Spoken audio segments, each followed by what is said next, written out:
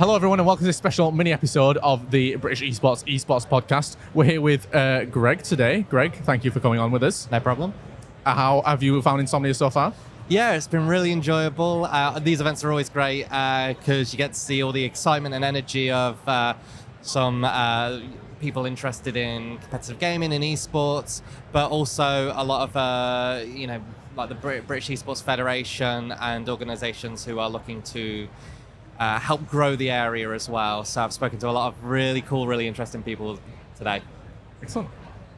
So we'll start off nice and easy for you, and for the lovely people who may or may not know who you are, we'd hope they know who you are. You're one of the most famous people in the student champs. So can you just introduce yourself? So my name's Greg Nyker-Taylor. I'm the lead esports lecturer at Coventry College. I am the teams manager for the Coventry Crosshairs, which is our teams that take part in the British Esports Students' Championships. And on top of that, I mean, that's pretty much the two biggest things I do. But I think what people most likely know me for is trying to find opportunities to create experiences and opportunities in other areas of esports, such as production and shoutcasting opportunities for our students through things like the Staffex teachers, games, and then Minecraft League and things like that, just so that we can show our students that it's not just about playing games. Here are some opportunities to do some things other than that. So your role, I guess, in the industry as an educator, what does your day-to-day look like? How does that kind of look from an esports angle? So on a regular day, which isn't a Wednesday afternoon, what I'm doing is teaching the BTEC and esports, the units that we cover at Coventry, kind of cover what I like to call as the Holy Trinity. I know Holy Trinity in games is like DPS, tank, and healers or support, but for me it's the media, the business, and the sports and competitive side of it. And we try to wrap those three areas into our course so that we cover all three. So we do cover the health, well-being and fitness, the nutrition, the coaching, the analysis, and all of that side of like sports and competition. We cover the business, the enterprise, entrepreneurship, launching your brand and launching your esports enterprise. And then we also do a lot of production. So the live stream, broadcasting units, the esports events, and shoutcasting and things like that, and video production. So we try to cover all of those. As the lead esports lecturer, most of the units that are around the very esports focused things like esports events, skill strategy and analysis, that's where I come in and teach. So a lot of the time I'm spending keeping up to date with the esports scene, making sure that my examples are still relevant. I'm not talking about Overwatch 1 all too much, and I'm covering the games that our students like, which at the moment seems to be the most popular is Valorant and Rocket League. So doing that, planning my lessons, and then delivering those lessons and making sure my students can create some really good assignments. Awesome. And everyone's got their own sort of fun little esports origin story, but how did you get started in esports? So probably the strangest way, really. So COVID and the British Esports Student Championships are like my in for esports. I used to work for the awarding body OCR, and I used to do projects and customer support for them. Then COVID hit and all the exams were cancelled, which meant I had no work to do. In line with that, Coventry College had just started to get involved in esports, and they had just finished their first season of the Student Champs. And so in all my free time, I spoke to Shubna, who's the curriculum manager at Coventry College, and said, we should be looking to build our brand, we should be looking to stream, we should be looking to promote this as something for the digital department at Coventry College. So that's what I did, and a lot of what I did was build that brand of the Coventry Crosshairs, look at how we could get our name out there. So a big thing that we did was the Coventry Crosshairs Arcade Festival, which was a charity event that was super successful with the help of some of the British Esports staff. We raised over £1,200 for special effects. And that really put me on the map at Coventry College.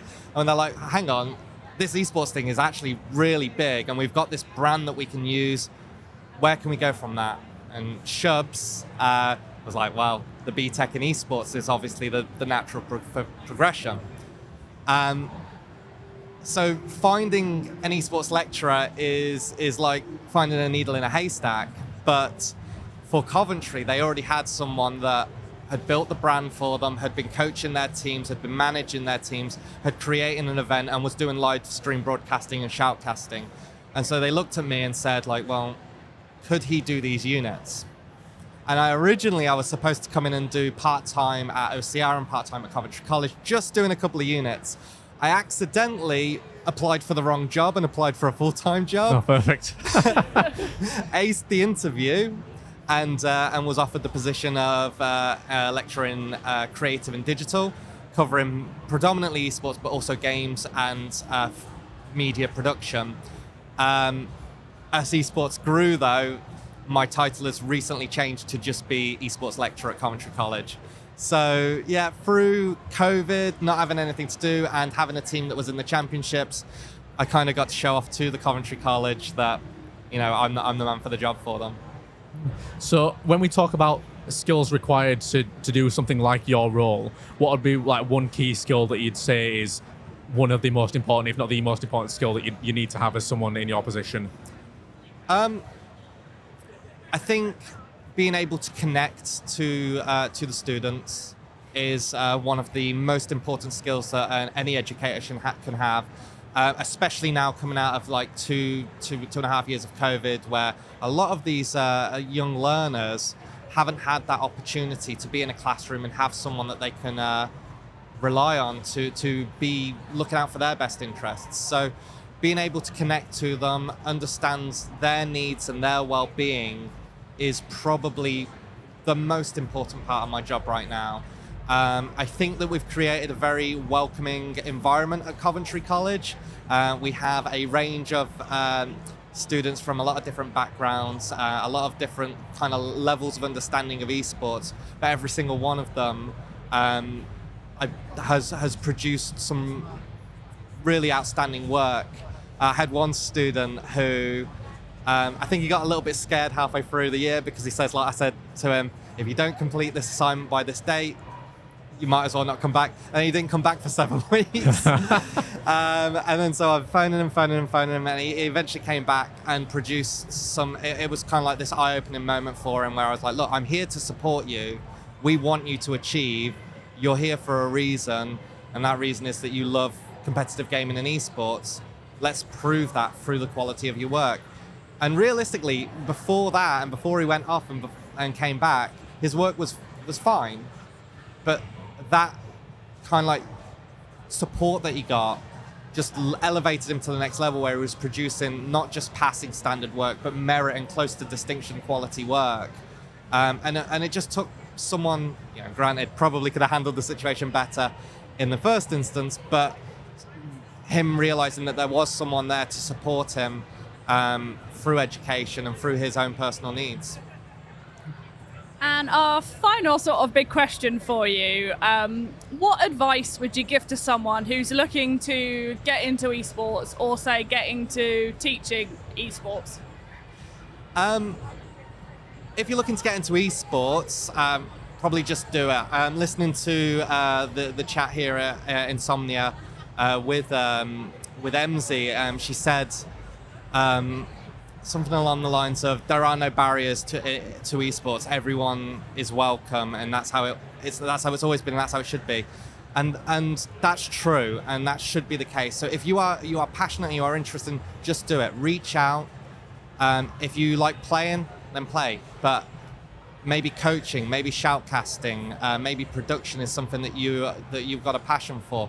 Just go out, practice it for yourself, reach out to people. There are plenty of people out there and organizations out there that are looking for volunteers or workers, or paid work as well, to do these jobs as the esports industry grows. If you're specifically looking to get into education, we really need you. So please just reach out to your colleges, your local colleges. If they are offering the BTEC in esports, then chances are they need more qualified staff anyway. So those students that are currently coming out of university, looking for jobs and are thinking, well, actually, yeah, I would like to do teaching and helping the next generation of students through, and I think I could do a good job. Look at the colleges that are offering the BTEC and reach out to them and see if there's anything to offer, because chances are there will be, and we would really appreciate the skill set. Perfect. So, as our final little closing segment / game / cruel intention, Cruel punishment. I'm going to give you 15 seconds to name as many esports titles as you can, and we're going to see who can do the best over the course of this week. Be on a counter for you. Are you ready? Okay. 3, 2, 1, go. Overwatch 2, Rocket League, League of Legends, Dota, Valorant, CSGO, Call of Duty, Stardew Valley. 1, 0. What should I go?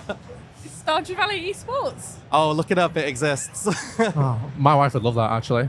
She'd be proper into that. I better tell her about that. Don't. She'll be stuck It's, in it forever. Oh, yeah, gosh. It's the way it works is it's a points-based system of all the different like mini tasks that you have to do within the game. So there's like a fishing thing, gold, mining, and then it's over like an extended period of time, like 6 hours, I think it was that they did it. And then whoever had the most in each of those tallied points. So the most gold got 5 points or whatever. And then whoever had the most points at the end won. But it was competitive Stardew Valley, and it did exist. There you go. Right, It was this check year. that out. Well, thank you, Greg, for coming on the podcast today.